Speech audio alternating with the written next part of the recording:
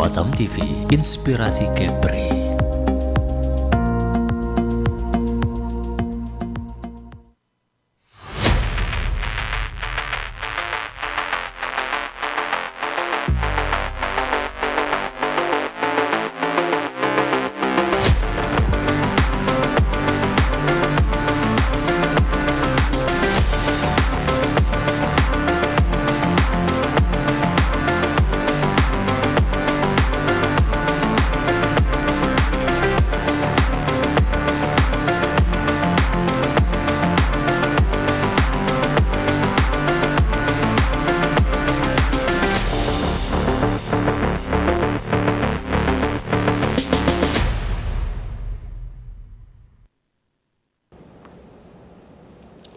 Selamat sore pemirsa, jumpa bersama saya Wasti Naitboho dalam program khusus Bincang Prima bersama RSBP Batam.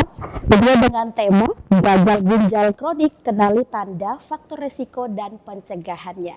Pemirsa, saat ini kita akan berbincang selama 1 jam ke depan dengan narasumber kita yang saat ini sudah hadir bersama kita langsung di studio, yaitu Dr. Wahju Pramono SPPD KGH. Kita sebelum ngobrol lebih lanjut, kita sapa dulu dokter. Halo dokter, apa kabar dokter? Alhamdulillah baik. Alhamdulillah baik, sehat ya. Kita memang harus sehat ya dokter ya. Harus. Oke, baik dokter. Sebelum kita berbincang lebih jauh, dokter boleh disapa dulu pemirsa Batam TV. Oke, selamat sore pemirsa Batam TV, para warga Batam.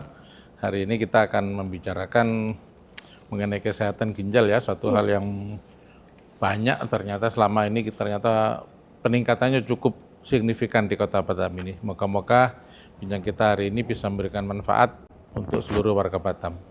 Oke, jadi dokter ini merupakan dokter aktif ya, sudah dari tahun 2011 sampai dengan saat ini. Oke, pemirsa juga mungkin perlu tahu, dokter Wahju juga pernah menjadi dokter umum di Fakultas Kedokteran Surabaya, UNAIR Surabaya. Alumni UNAIR Surabaya. Alumni ya. Oke, kemudian dokter spesialis penyakit dalam juga tahun 6 tahun ya. Lulus dokter umum tahun 96. Lulus 96. Terus spesialis penyakit dalam tahun 2010, setelah lulus penyakit dalam langsung ke Batam. Tahun 2020 pas COVID juga kita waktu itu juga tidak mengira akan COVID, kita ambil spesialis ginjal hipertensi di UGM. Lalu berikut dokter spesialis konsultan. Iya, konsultan ginjal hipertensi dari Universitas Gadjah Mada. Oke, ya seperti itu. Dan saat ini dokter aktif ya, aktif. Salah satu dokter senior di RSBP. Oke. Kemudian sebelumnya dokter juga di RSUD Abdul Rifai. Ya, di Kaltim. Kalimantan Timur. Kaltim. Ya. Kemudian di Puskesmas Talisayan Ya, Kaltim juga, masih di Kaltim masih juga. Di Kaltim. Lalu pindah lagi ke Kendari ya, dokter ya. Kendari. Oke, kemudian ke Jatim. Jawa Timur, ya. Pindah ke RSBP Batam, ya. Sampai dengan sampai saat sekarang. ini. Ya. Oke, luar biasa. Dan tentunya pemirsa Batam TV hari ini pemirsa tetap stay di layar kaca Anda karena kita akan mendengar informasi, kita akan mendapatkan informasi sekaligus edukasi begitu ya dokter. Ya. Dari Dokter Wahju sendiri. Baik dokter, sebelum kita membahas lebih lanjut apa yang dimaksud dengan gagal ginjal kronik, mungkin dokter mengapa penyakit gagal ginjal kronik ini perlu menjadi perhatian serius seperti yang tadi dokter sampaikan. Iya. Jadi gagal ginjal kronik itu suatu penyakit di mana ginjal gagal menjalankan fungsinya sebagai, katakanlah dalam bahasa mudah, sebagai alat penyaring untuk membuang racun-racun dari tubuh, baik dari makanan ataupun dari zat-zat yang ada di dalam tubuh sendiri yang sudah mengalami degenerasi, dia akan hancur dan menjadi racun. Di situ kita disaring di ginjal untuk dibuang melalui ginjal zat yang tidak berguna tersebut. Sedangkan zat-zat yang masih berguna dikembalikan lagi ke dalam tubuh. Nah, untuk penderita gagal ginjal kronik itu mengacu ke terminasinya 3 bulan, lebih dari 3 bulan. Nah, itu ginjal tidak mampu lagi untuk menyaring itu, sehingga racun-racun itu kembali lagi ke dalam tubuh. Ya, dan ini berbahaya ya dokter ya? Ya berbahaya kali. Ya. Nah dok, apakah angka kejadian atau kasusnya semakin meningkat di Indonesia, tapi lebih spesifik di Batam? Di Batam ya.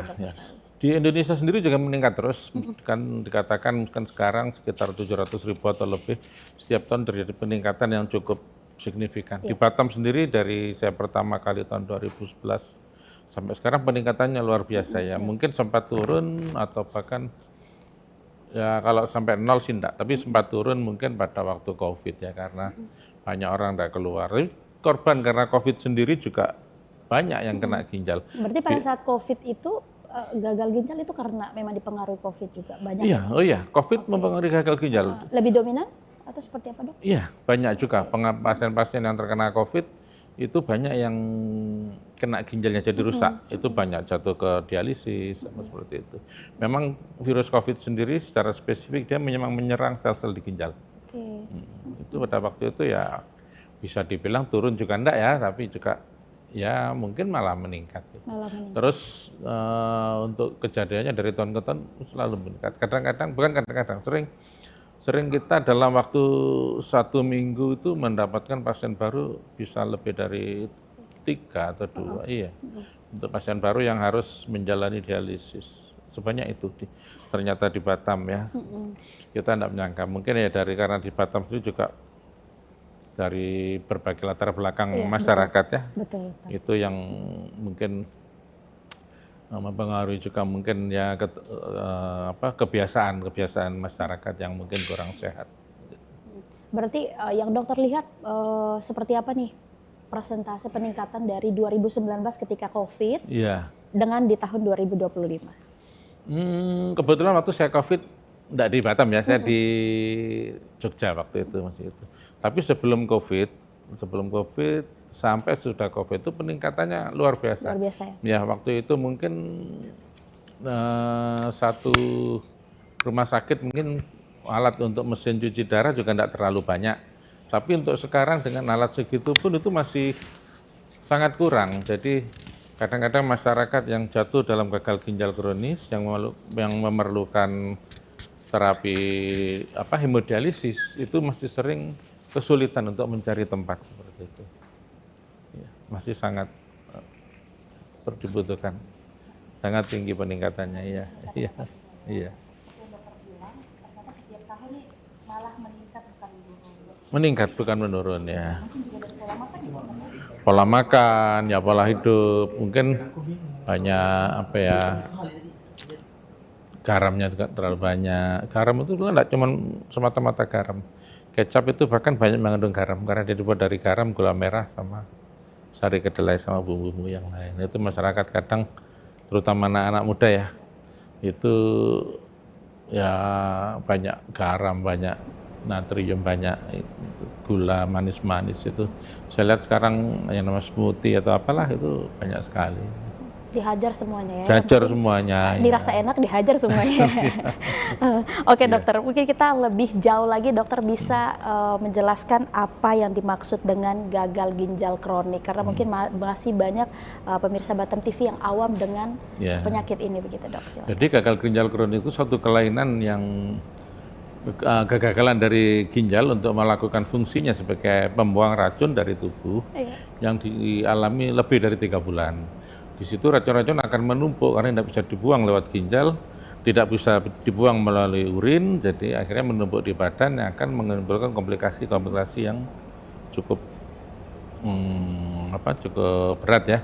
Mungkin dari racunnya mungkin bisa terjadi mual, muntah, nafsu makan turun, lama juga terjadi sesak, terus kegagalan membuang air bisa terjadi. Mungkin pada penyakit gagal ginjal kronis itu volume urin akan menurun, akan berkurang. Jadi kemampuan untuk mengeluarkan cairan juga kurang. Jadi bisa bengkak, bisa sesak. Kalau bengkak terjadi di dalam paru-paru, ya itu akan membuat sesak yang cukup parah. Terus akibat dari kerusakan ginjal itu sendiri, ginjal itu berfungsi tidak cuma menyaring, jadi dia menghasilkan beberapa zat atau hormon yang berfungsi, salah satunya eritropoietin ya untuk pembentukan sel darah merah.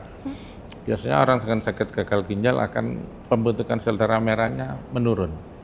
Akibatnya akan terjadi anemia, pucat, sesak, seperti itu. Terus mungkin yang lainnya juga akan mengganggu ke sistem yang mengatur tekanan darah. Makanya Berarti ini berdampak juga ya? Iya, di berdampak bagian juga tubuh. pasti itu. Berdampak ke sistem yang ngatur tekanan darah, RAS sistem, di situ dia akan menyebabkan tekanan darah akan naik, istilahnya renal hypertension seperti itu. Terus karena natrium yang atau garam yang tidak bisa dibuang keluar dari tubuh, di mana garam itu sifatnya menarik air. Mungkin kalau kita lihat garam di rumah ya, dasarnya garam ditaruh di toples itu lama-lama akan basah. Nah seperti itu, garam itu sifatnya hidrofobik, jadi dia akan menarik air, volume air juga akan bertambah di dalam tubuh, akibatnya tekanan naik, cairan juga akan terjadi penumpukan di paru, di tubuh yang lain, jaring-jaring kendor seperti di kelopak mata dan di kaki seperti itu. Ibarat seperti motor ya, salah satu aja rusak atau mesin gitu, bagian terpenting rusak pasti akan merambat ke semuanya. Pas ke semuanya. Berarti itu bagian dari proses penyakit ini mulai ada di dalam tubuh seseorang gitu.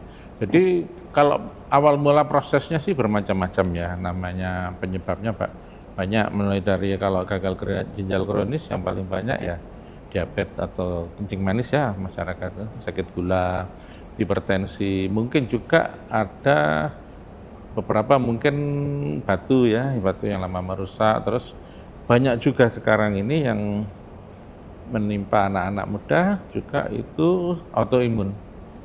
Jadi autoimun itu sistem imun atau kekebalan tubuh menyerang badannya sendiri karena ada satu proses mutasi di situ, akibatnya dia merusak bermacam-macam organ tergantung. Ada mulai dari atas sampai bawah ya, mulai dari otak, paru, jantung, ginjal, yang banyak ginjal itu. Dan hati-hati, biasanya kalau ke ginjal itu yang paling sering gejala pertamanya itu kencing berbusa. Nah, itu harus diperhatikan. Ya. Dan itu berapa kali terjadi baru kita bisa menyimpulkan kalau itu? Ya, harus melalui beberapa pemeriksaan. Oke. Bocornya berapa? Tingkat kebocoran itu ada mikro, ada makro, ada. Itu merusak sekali. Ya. Baik dokter. Dan apakah penyakit ini berkembang secara perlahan atau dia langsung nampak? Ini tadi beberapa penjelasan dari dokter juga ya. Sebenarnya ada beberapa yang perlahan ya, yang kebanyakan sih perlahan. Jadi dimulai dari hal yang kecil, dari tadi kalau misalkan pada anak-anak muda kencing berbusa dibiarkan sekali, 2 kali, 3 kali, atau terus kalau berobat sudah bisa pulih bisa diminimalkan ya kebocorannya, tahu-tahu dia berhenti berobat sendiri. Gitu. Itu akan membuat satu rebound fenomena di mana dia akan langsung istilahnya mendal ya mental gitu ya, dari bagus langsung ke parah lagi. Itu yang bisa membuat semakin parah begitu ya? Semakin parah, semakin susah untuk memperbaikinya. Seperti itu. Sama juga diabetes juga pelan-pelan mulai dari itu. Lama-lama seperti itu. Oke. Di segmen 1 ini dokter kita masih akan dokter masih menyampaikan terkait dengan apa itu gagal ginjal kronik, dan ini kita juga akan mendengarkan dari dokter seperti apa gejala lain, mungkin sebagian sudah dokter sampaikan gejala dan juga tanda-tanda daripada gagal ginjal kronik itu biasanya muncul pada penderita gagal ginjal yang seperti apa begitu dokter? Untuk yang kronik umumnya yang kronik itu sebenarnya gejalanya udah berlangsung lama, mungkin seperti yang buang air kecil berbusa, terus biasanya tekanan darah akan naik. Tekanan darah itu menimbulkan bermacam-macam gejala yang bisa tidak nyaman ya, sering sesak, sering cepat merasa lelah, nafsu makan turun, bahkan kalau kadar racunnya sudah cukup tinggi dia akan merasakan mual, muntah seperti itu. Terus yang kita tidak sadar sih itu yang kalau misalkan beberapa komponen seperti kalium meningkat itu bisa mempengaruhi kinerja jantung ya, bisa tiba-tiba berhenti. Oke. Tapi ini biasanya menyerupai apa sih dok kalau gagal ginjal kronik nih? Rupanya seperti apa? Karena kalau misalkan dok, kalau lambung ya dok, itu dia pada bagian perut sakit juga ya, jadi kita agak sulit membedakan ini kita sedang sakit perut atau seperti apa? Yang paling sering sih yang dirasakan sesak ya. Sesak, cepat merasa lelah, naik tangga 1 lantai dan tidak kuat. Nah itu biasanya hati-hati. Meskipun sesak tidak selalu mengindikasikan ginjal, mungkin jantung juga bisa. Tapi biasanya sesak disertai bengkak dan disertai anemis. Jadi untuk ibu-ibu mungkin ya, anemi itu tidak harus disebabkan karena kurang darah, karena kurang besi atau apa. Jadi harus waspada. Kalau misalkan disertai bengkak, cepat sesak, ya diperiksa aja. Kapan? Tensi tinggi lagi gitu Oke. ya. Berarti kita baru bisa menyadari begitu ini bagian dari sakit ginjal, dan kita bisa membedakan apakah itu sudah kronik atau masih akut, itu seperti apa, Dok? Sebetulnya kalau pertanyaannya masih akut atau kronik, itu mungkin lebih ke ranahnya medis ya. Tapi tidak apa-apa, kita kemukakan aja. Mungkin kalau itu sudah kronik, sudah lebih 3 bulan, kita waspada ke situ. Kalau sudah pucat, anemi, itu berarti ginjal sudah tidak mampu memproduksi eritropoietin atau zat yang diperlukan untuk membuat darah. Seperti itu. Terus kalau hal-hal yang lain mungkin harus ada pemeriksaan ya, kalsiumnya bagaimana, fosfornya bagaimana itu. Terus ya mungkin kalsium nanti pengaruhnya ke sering kram apa gitu, ya hati-hati. Sering kram tidak selalu mungkin kelainan pembuluh darah atau apa, bisa jadi mungkin ya karena ototnya, karena kalsiumnya kurang atau apa. Berarti berpengaruh juga ya, dokter ya, ke kalsium? Iya pasti itu. Itu nanti mata rantainya dari ginjal ke kalsiumnya jadi turun ya, penyerapannya jadi kurang. Terus ke osteoporosis, yang osteoporosis khusus osteoporosis karena sakit ginjal. Namanya osteodystrofi kalau dulu ya, kalau sekarang mungkin MBD, mineral bone disease gitu. Kayak gitu, terutama pada wanita hati-hati. Itu mungkin kita sering melihat mungkin pasien gagal ginjal pada wanita dan laki-laki mungkin perjalanannya agak berbeda. Karena pada wanita ada hormon estrogen yang mempengaruhi itu semua. Jadi mungkin jadi lebih berat. Gitu. Berarti potensinya lebih dekat dan lebih besar begitu kalau ke wanita ya, Dok, kalau dibandingkan? Iya, bukan begitu. Tapi perjalanannya di penyakitnya itu untuk wanita mungkin beberapa, tidak selalu ya. Beberapa pasien tuh mungkin lebih cepat memburuk gitu. Sejauh ini pasien yang mungkin sudah pernah ditangani oleh dokter tuh seperti apa keluhannya begitu sekitar? Paling banyak sesak, yang utama sesak, pucat, tidak mampu beraktivitas dengan normal ya. Mungkin baru itu naik atau jalan itu sudah tidak kuat. Setelah kita cek ada mual, muntah ya, tidak bisa makan. Setelah kita cek urin kreatinnya tinggi, nah itu harus hati-hati. Oke, dokter, ini kita sudah mendengarkan dari dokter ya apa itu gagal ginjal kronik. Dokter juga sudah banyak menjelaskan di segmen 1, dan tentunya kita juga akan membahas tentang faktor risiko, dokter. Ya, kita akan bahas di segmen berikut. Pemirsa jangan kemana-mana, tetaplah bersama kami di Bincang Prima bersama RSBP Batam.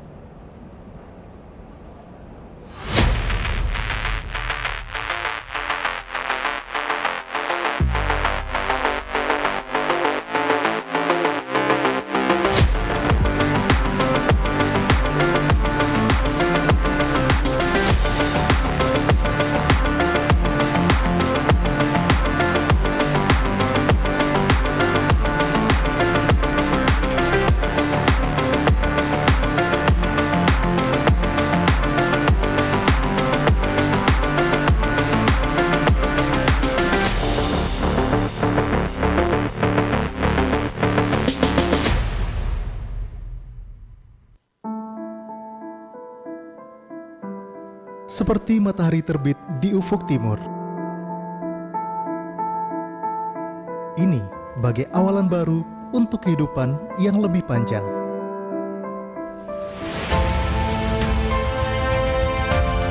Melahirkan adalah pengalaman yang luar biasa.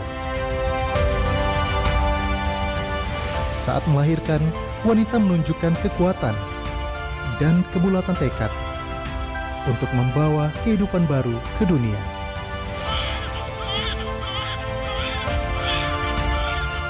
Kami memberikan yang terbaik untuk Anda dan buah hati Anda.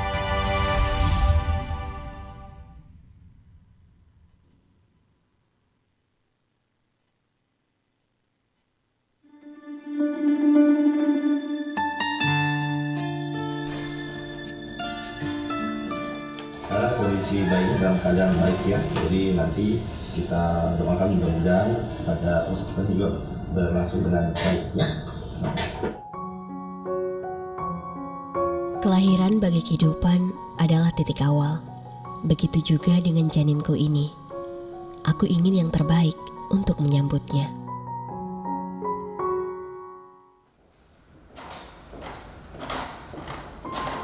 Ini menjadi pengalaman perdanaku menyambut sang buah hati. Berbagai perasaan berkecamuk, kalut, sedih, tapi juga bahagia.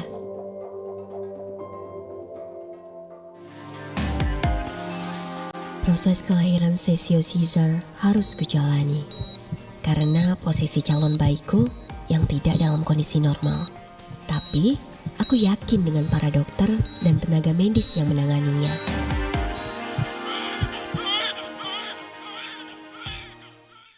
Selamat sore Bu. Ya syukur ya operasinya berhasil ya. Saya Medi, dokter anaknya ya. Babynya saya udah periksa sehat. Paling bagus dia makin sehat kalau ibu menyusui ya.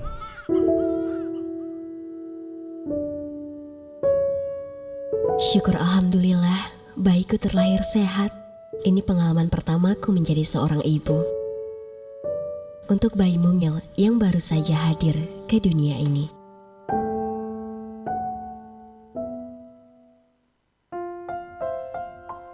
Kebencian akan selalu membunuh, tapi cinta tidak pernah mati.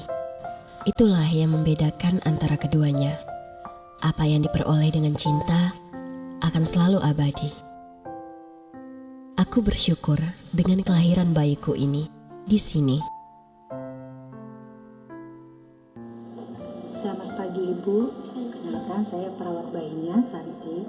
Pagi ini saya akan menjelaskan cara memberi ASI. Ibu, selesai operasi masih sakit perutnya? Masih. Tapi masih bisa miring kanan miring kiri? Nanti kalau semuanya Ibu udah siap, kita ajarin cara memberi ASI ya. Kalau kita memberi ASI, kita harus happy, kita harus senang ya. Mbak perawat ini selalu baik kepadaku. Ia banyak membantu dalam proses persalinan perdanaku ini. Aku bersyukur bisa bertemu dengan orang-orang seperti ini di tempat ini.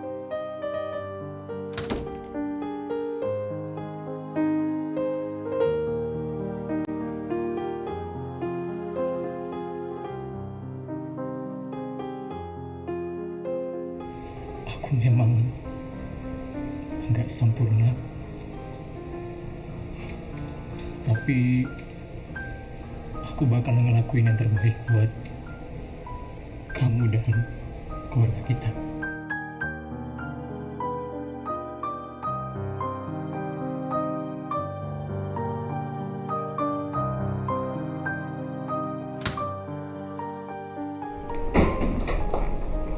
Selamat siang Mbak Aziza, Mas Niko. Siang dokter. Gimana keluhannya? Apakah masih sakit bekas operasinya? Iya, di sini. Masih ya? Oh, oke. Nanti kita udah kasih obat ya. Mudah-mudahan sebentar lagi keluhan nyerinya akan hilang. Dan selamat ya atas kelahiran bayi sehat mungilnya ya. Hidup setiap pasangan rumah tangga memang gak bisa disamakan. Kadang aku dan Niko berselisih. Tapi kami tahu yang terbaik untuk kami dan buah hati kami.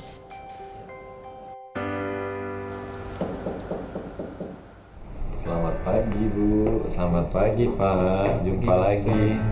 Saya mau gangguin babynya ya. Iya, boleh. Saya visitor ya. Iya, silakan. Tolong diambilin, kita taruh di tempat tidur sementaranya ya. Iya. Kan bagusnya dengan ibunya aja ya tiduran. Iya. Oke. Wah, syukur-syukur ya nampaknya dia nggak kuning ya. Mudah-mudahan sampai pulang, sampai di rumah dicek lagi nggak ada kuningnya ya. Aku merasa seperti di rumah sendiri. Dokter-dokter di sini begitu baik. Ini sesuatu yang tidak pernah kami duga.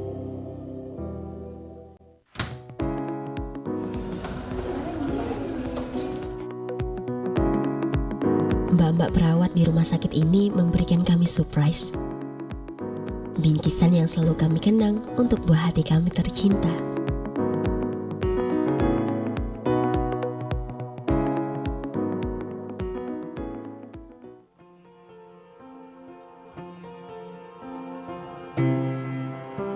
rasa, buah hati kami sudah tumbuh besar menjadi anak yang menggemaskan. Waktu bersamanya adalah momen-momen yang tidak akan pernah kami lupakan. Luar biasa, menatap wajahnya dan melihat sebuah jiwa yang bergerak melalui raga.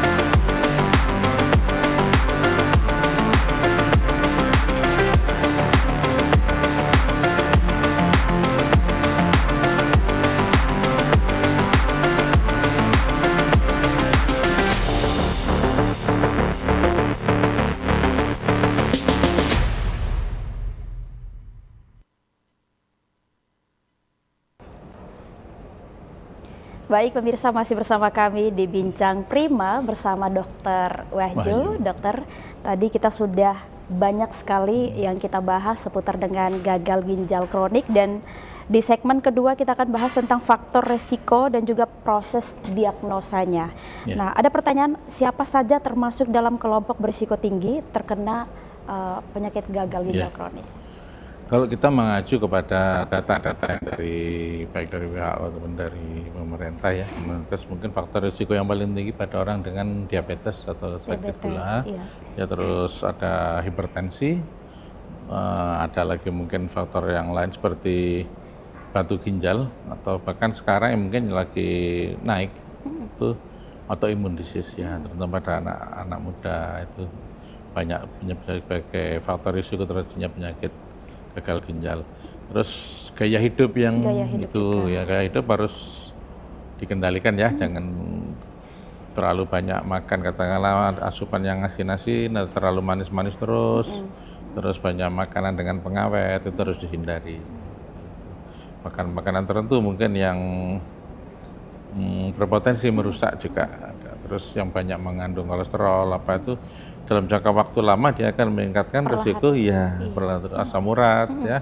Mungkin beberapa makanan yang terlalu banyak mengandung asam urat ya jangan terlalu banyak lah.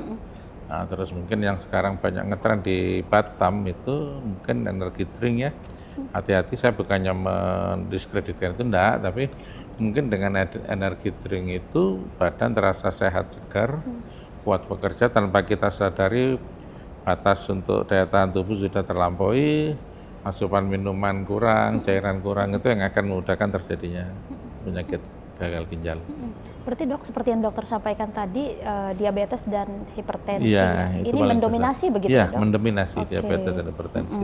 Dan juga gaya hidup serta pola makan ya. Oke dokter, seberapa besar sih pengaruh gaya hidup dan juga pola makan dok? Besar sekali. Besar sekali. Gaya hidup mungkin sekarang banyak yang mager ya, di rumah aja main game, di sampingnya cemilan, di sampingnya minuman kaleng, apa GoFood, itu. tinggal GoFood lagi sekarang ya tinggal dokter GoFood. ya? Nah itu sangat meningkatkan ya kayak gitu, karena aktivitas kurang, cuma duduk-duduk aja, akibatnya gula tinggi. Ada beberapa pasien kita yang seperti itu, gamer-gamer itu ya, yang mungkin hampir 24 jam di dalam kamar, cuman di depan komputer aja main game ya, banyak yang kena itu sih. Jadi harus mulai seperti dulu kalau bisa ya. Kalau zaman dulu mungkin berangkat pulang sekolah jalan kaki. Jalan kaki sehat, sehat, ya. Minum air putih terus ya dokter ya. Air putih. Oke dok, ini tadi dokter bilang di segmen 1 bahwa mengkonsumsi garam berlebihan juga tidak baik, gula juga tidak baik. Nah untuk keduanya itu yang mana yang tidak boleh terlalu berlebihan dan yang mana yang Sama-sama sih. Sama. Iya. Oke. Garam tinggi akan menyebabkan tekanan darah yang tidak terkendali. Iya. Sementara gula, kalau gula berlebih, pada akhirnya gula itu akan merusak di istilahnya di saringan di ginjal ya. Itu karena molekul-molekul gula itu tajam dia merusak seperti itu, dan pada akhirnya tidak bisa pulih lagi, digantikan jaringan ikat, ya pada akhirnya jadi gagal ginjal. Dari gagal gitu, ginjal. ya. Sebenarnya nggak masih kecil begitu ya potensinya ya, tapi dengan dikonsumsi terus Iya, gula atau garam. terus. jadi- Ibaratnya orang diserang terus, kena tembakan terus, ya pada akhirnya rusak. Iya. Oke dok, nah lalu untuk pengobatan nih dok, kan ada orang yang mungkin sudah mengetahui penyakitnya Iya. gagal ginjal kronik begitu, tapi dia lebih memilih pengobatan secara tradisional. Iya. Tapi juga di samping itu masih mengkonsumsi obat-obatan dari medis, itu seperti apa dok pengaruhnya dok? Pengaruhnya ya, ini agak berat bagi saya, pertanyaan yang cukup berat ya. Dari kita sisi medis ya, yang pertama kita harus menjaga pola hidup dulu ya. Jadi faktor risiko yang memberatkan menuju ke arah yang berat itu harus dihilangkan dulu. Kalau misalkan makan ya gula dikurangi, kalau kadar gula harus dalam batas normal, dalam rentang kendali, terus tensi juga, tentu di situ ada peran garam ya. Garam kalau semakin tinggi, saya bilang tadi menarik air, dia akan membuat tekanan darah semakin tinggi. Gula juga akan membuat ginjal semakin rusak.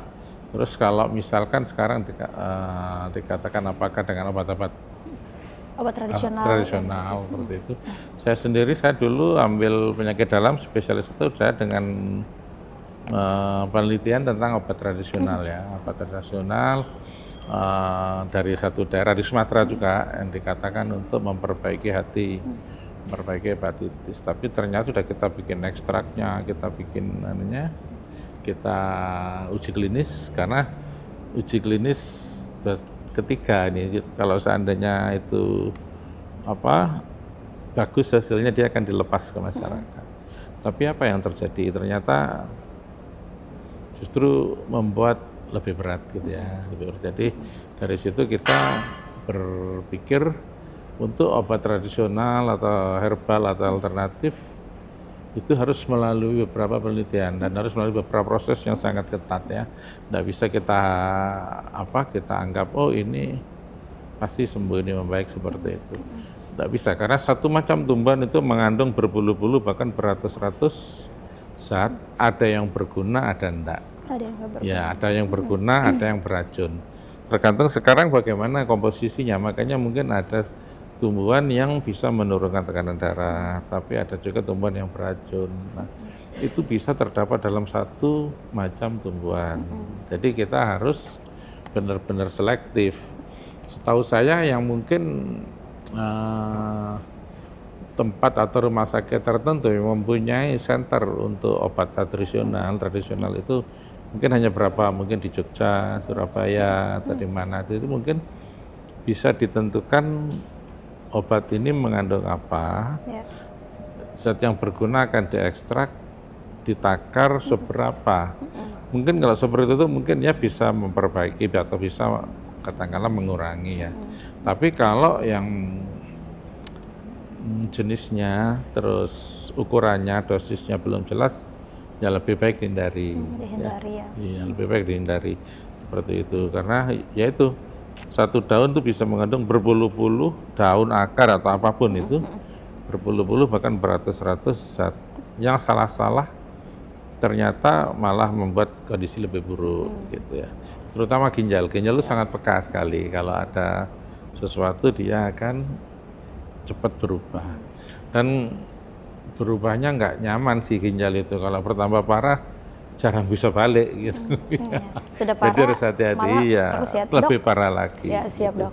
Baik, kalau tradisional itu kan biasanya ada orang yang memilih jamu dok. Menurut dokter sendiri Ya bagus atau tidak?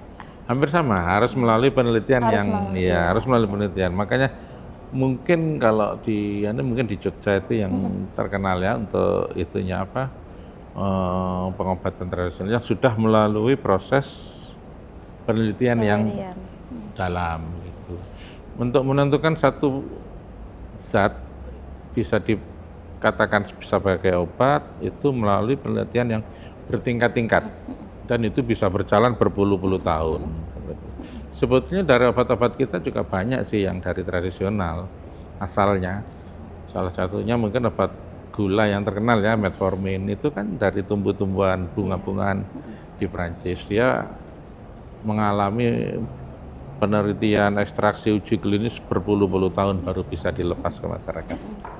Oke, jadi intinya tetap harus hati-hati dan ya. juga kalau mau mengkonsumsi tradisional pun Ya. harus sudah diteliti dulu. Diteliti dulu, konsultasi aja dulu ya. Kadang-kadang mohon maaf nih dokter, kita sebagai masyarakat awam nih kita udah bisa menjadi peneliti kecil begitu ya. Jadi meneliti dengan sendirinya kita rasa bisa, kita konsumsi. Semakin parah kita semakin konsumsi lagi.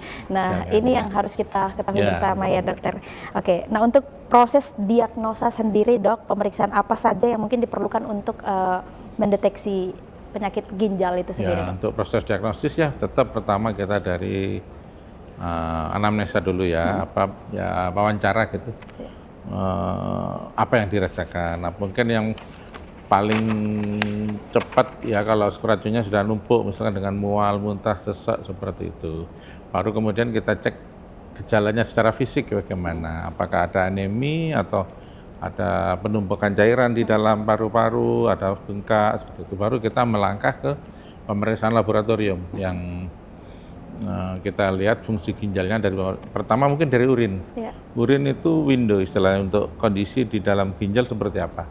Kalau misalkan dia berbusa, ada kebocoran protein, itu sudah warning, ada sesuatu di ginjalmu gitu. Harus ada pemeriksaan lebih lanjut. Baru setelah itu kita periksa mungkin fungsi ginjalnya seperti apa. Terus harus juga didukung dengan pemeriksaan imaging atau USG ya, paling enggak itu ultrasonografi. Kita melihat bagaimana sih bentuk ginjalnya, bagaimana parenkim atau bagian yang berfungsi sama yang enggak, itu harus jangan ya cuman lab aja ya, nggak pakai ini terus kita simpel seperti itu kurang bagus, karena apakah untuk menentukan juga ini sudah kronis atau belum. Gitu. Oke baik dok, jika sudah seperti itu dok, apakah pemeriksaan harus dilakukan secara rutin atau 1 kali 2 kali itu sudah cukup dok? Rutin juga lebih bagus, bagus ya mungkin dok? Kalau ginjal nggak perlu 1 bulan sekali ya, kecuali yang sudah menderita sakit ginjal kita harus mengikuti mungkin 2 bulan 3 bulan sekali. Tapi kalau untuk yang orang normal sih belum ada, mungkin 6 bulan atau 1 tahun sekali sudah cukup ya. Gitu. Oke, gimana nih cara kita untuk membaca hasil pemeriksaan itu dari tim medis dok? Kalau sudah melewati ya, yang pemeriksaan. paling yang harus kita lihat pertama dari yang dasar ya, urin itu kita harus lihat albuminnya berapa atau proteinnya berapa, ada kebocoran berapa sebanyak di situ. Terus kita juga melihat jumlah kebocoran darah. Darah itu molekulnya lebih gede daripada albumin. Jadi kalau misalkan darah sudah positif berarti kebocorannya lebih besar ya. Terus ada silinder atau enggak. Dari silinder itu kita bisa melihat itu ada penumpukan protein baik dari darah atau maupun dari albumin itu. Jenisnya itu juga akan mempengaruhi. pH-nya juga bisa. Tapi kalau untuk yang paling penting ya itu proteinnya, ada darah atau enggak, ada silindernya atau enggak. Iya. Ini perlu juga diketahui pemirsa begitu ya dok? Iya, nanti bisa melihat hasilnya gimana. Hasilnya seperti apa begitu ya. Nanti sudah pemeriksaan tapi tidak tahu bagaimana cara untuk mengetahui begitu ya dok. Oke dokter, terima kasih untuk segmen 2 dan kita masih akan ngobrol ya dokter terkait dengan pengobatan dan juga cara penanganan untuk penyakit gagal ginjal kronik. Tetaplah bersama kami, Bincang Prima akan kembali hadir untuk Anda.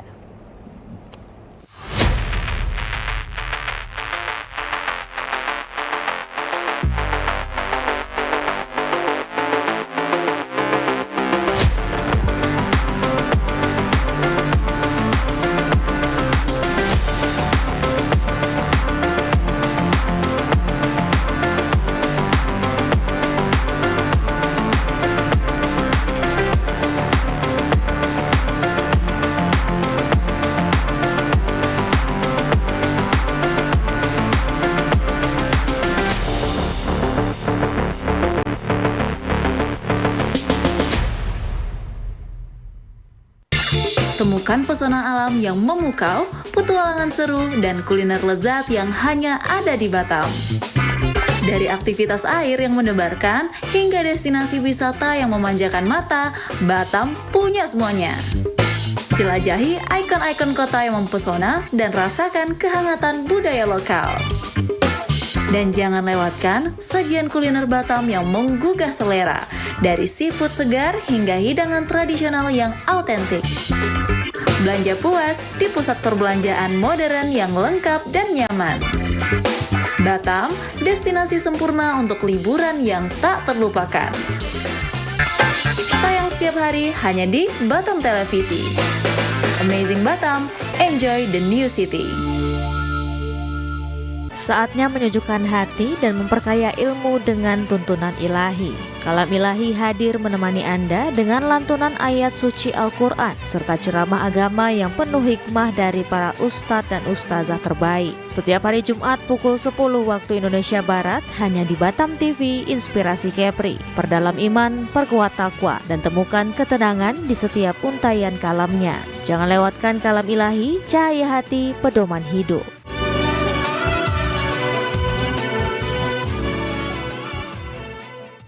Saksikan program Inspirasi Qur'ani bersama BMGQ Kota Batam, hanya di Batam TV.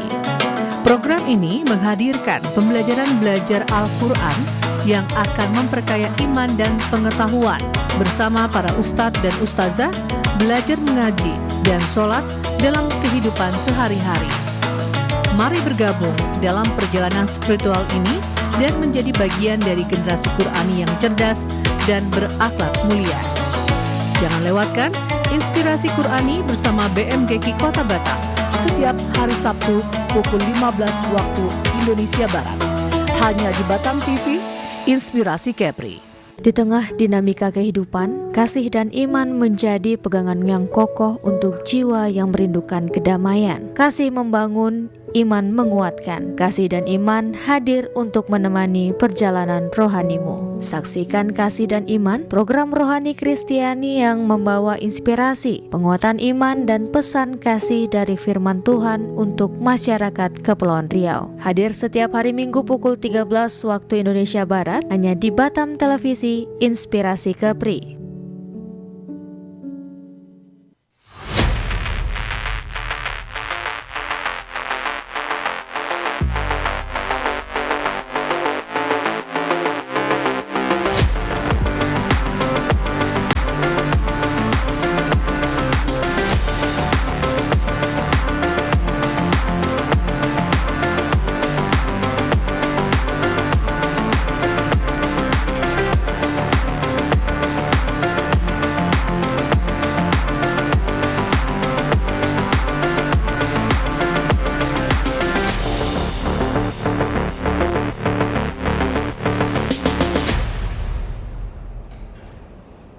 Baik pemirsa, terima kasih masih bersama kami di program Bincang Prima bersama dengan Dr. Wahju.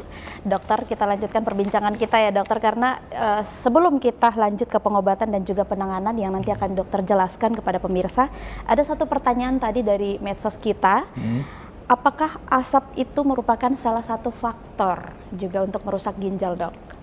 Asap rokok? Asap rokok, asap bakaran mungkin asap yang bakaran lain? Juga, ya.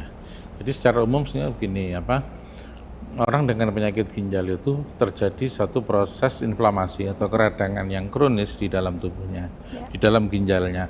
Keradangan itu tidak selalu harus hebat ya, dia radang yang cukup kecil, tidak terlalu cuma seperti api dalam sekam lah, seperti itu. Itu akan terus terjadi seperti itu, dan itu diperparah beberapa kondisi, salah satunya asap ya, baik kendaraan, asap bakar-bakaran, asap rokok, itu akan mempengaruhi proses inflamasi di dalam tubuh, yang nantinya akan proses inflamasi ini akan membuat proses radang di ginjal, penyakit ginjal berjalan lebih progresif, seperti itu. Jadi itu harus diperhatikan juga, termasuk mungkin nanti di dalamnya kolesterol, trigliserida, asam lemak darah itu juga akan berpengaruh. Asap rokok pasti, karena asap rokok membawa membawa banyak zat toksin ya, seperti tar, segala macam, itu akan membuat proses inflamasi dalam tubuh jadi lebih hebat gitu. Oke, artinya jawabannya berpengaruh Iya, ya. berpengaruh, Oke, ya. baik dokter. Kita lanjutkan untuk pengobatan dan penanganan. Bagaimana sih penanganan untuk pasien, penanganan awal untuk pasien penderita Ya. gagal ginjal kronik? Untuk penanganan awal tentu harus sebetulnya pola pertama yang harus dilakukan pada pasien gagal ginjal adalah merubah pola hidup, pola makan. Karena pola makan pada pasien ginjal sangat berpengaruh. Mulai dari diet yang garamnya harus dikurangi, proteinnya harus dikurangi, itu baik daging, ayam, ikan, telur, atau nabati, tempe tahu, terus yang mengandung asam urat harus dikurangi. Bukan tidak boleh, tapi dikurangi. Karena protein tetap diperlukan, tapi dikurangi dalam takaran yang tertentu ya, 0,6 lah kalau kita untuk pasien yang belum cuci darah, seperti 0,6. Jadi kira-kira mungkin daging sepotong aja, telur 1 butir sehari, ayam juga misalkan paha 1 potong itu bisa untuk sehari gitu. Jangan berlebihan ya, Dok? Iya, jangan berlebihan karena protein itu yang akan jadi urium, yang akan jadi racunnya. Oke, Untuk baik. buah-buah tertentu, maaf ya. Siap. Buah-buah tertentu yang dimana kalium sudah tidak bisa dibuang dengan baik.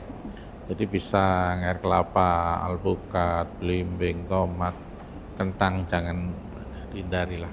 Oke, baik. Dokter, ada satu pertanyaan lagi. Apakah semua penderita pasti berakhir dengan cuci darah? Ini kan juga banyak di Ya. Batam, Dok. Orang kalau dirujuk ke saya selalu stres ya, selalu bayangannya cuci darah. Nah, tapi sebetulnya kita harus membagi penyakit ginjal itu ada beberapa ya, ada yang karena batu, mungkin kalau sumbatannya dihilangkan mungkin bisa boleh. Terus yang akut, yang kurang dari 3 bulan itu masih bisa dikembalikan. Terus yang autoimun kalau yang dideteksi pada fase-fase awal dia masih bisa kita kendalikan, masih oke. Tentu dengan pengobatan yang rutin ya, yang rutin, yang benar itu masih bisa, tidak harus berakhir cuci darah, bisa sembuh sempurna bisa. Tapi kalau untuk yang kronik itu harus hati-hati. Tapi tidak harus juga dengan cuci darah, bisa kalau kita bisa kendalikan faktor risikonya ya tidak sampai ke sana. Oke, baik Iya. Dok. Kita ke pencegahan ya dokter. Baik untuk yang masih akut atau sudah kronik nih, bagaimana cara langkah pencegahannya? Pencegahannya ya. Pertama kita harus hindari apa yang membuat faktor risikonya timbul. Jangan minum yang terlalu manis, jangan terlalu banyak asin-asin, yang berlemak harus dihindari ya. Karena itu semua akan membawa konsekuensi ke sana. Untuk beberapa faktor risiko mungkin tidak bisa kita hindari, seperti mungkin autoimun atau batu, kan memang ya ada orang yang bakat ke situ, ada yang enggak, seperti itu. Terus gaya hidup, ya kita enggak usah terlalu banyak katakanlah minum suplemen atau sesuatu yang berlebihan ya. Jadi untuk energi drink, untuk jamu juga enggak usah terlalu berlebihan. Terus mungkin ada obat-obat tertentu yang obat nyeri yang kita mungkin lihat banyak dijual di pasar ya, itu hati-hati juga karena banyak mengandung zat yang merusak ginjal. Segala sesuatu intinya cukup, Iya, ya, jangan berlebihan. Karena kalau yang lebih itu berbahaya ternyata, Ya, harus kita sadari juga itu. Iya. Baik dokter, mungkin sebagai informasi juga informasi penting ya untuk pemirsa Batam TV, terutama bagi penderita gagal ginjal kronik. Yeah. Oke dokter, ini apakah RSBP Batam menyediakan layanan pemeriksaan khusus begitu? Kalau pemeriksaan khusus ya di poli ya, karena Iya. kita di RSB Batam sudah mempunyai poli ginjal hipertensi. Di situ kita akan melakukan diagnostik dan melakukan saran terapi yang ada. Gitu. Termasuk juga USG, scanning juga sudah bisa. Bagaimana prosedurnya itu ketika bagi pasien atau masyarakat yang mungkin ingin memeriksa ke sana, Dok? Prosedurnya seperti apa? Mungkin bisa pertama ke poli ya, ke poli nanti ya kalau memang dia sudah ada penyakit ginjal sebelumnya mungkin bisa langsung ke poli ginjal hipertensi. Di situ nanti akan kita lakukan pemeriksaan baik fisik, lab dan scanning untuk kita menentukan derajatnya seperti apa. Penanganannya seperti apa, karena beda-beda, mulai dari derajat 1, 2, 3, 4, 5 beda. Nanti ya kalau masih 1 sampai 4 kita sarankan untuk mengendalikan diet sama obat-obatan yang diperlukan. Kalau misalkan dia memerlukan obat hipertensi, obat-obat untuk suplemen untuk menutupi kebutuhan protein yang dari diet kita batasi, itu perlu kita berikan. Perlu juga. Iya. Oke dokter, tanpa kita sadari kita sudah hampir sampai pada penghujung ya obrolan kita dalam Bincang Prima hari ini. Dan tentunya sudah banyak sekali yang dokter sampaikan sebagai informasi tapi juga edukasi untuk masyarakat, terutama bagi saudara-saudara kita penderita gagal ginjal kronik. Oke dokter, mungkin bisa disampaikan pesan singkat begitu ya. Tadi di dalam dokter memaparkan juga sudah ada banyak pesan begitu ya dokter. Mungkin bisa disampaikan lagi kepada pemirsa Batam TV. Untuk pemirsa Batam ya, untuk warga Batam ya, mari kita sayangi ginjal kita perbaiki gaya hidup kita, karena banyak mungkin ada beberapa budaya kita mungkin yang secara nggak sengaja, nggak kita sadari akan mengarah kita kepada kerusakan ginjal ya. Mungkin makan makanan yang manis-manis atau mungkin makan yang makanan yang asin-asin, itu mari kita hindari itu, kita perbaiki hidup kita. Terus juga banyak kita temukan untuk teman-teman pekerja ya, mungkin untuk mengurangi konsumsi minuman yang terlalu manis, minuman atau obat-obatan yang membuat kita merasa segar, tapi pada kenyataannya itu menipu tubuh kita, karena kita mungkin merasa segar, tapi dalam kenyataannya tubuh kita memerlukan cairan, memerlukan istirahat yang cukup, sehingga kalau itu kita paksakan akan merusak tubuh kita. Mari kita jaga ginjal kita, karena sakit ginjal itu sangat tidak nyaman ya, merubah pola hidup, merubah makan minum, banyak pasien yang tidak tahan. Mari kita cegah itu semua dengan mengubah pola hidup kita ke arah yang lebih sehat. Saya kira itu. Oke, terima kasih banyak dokter.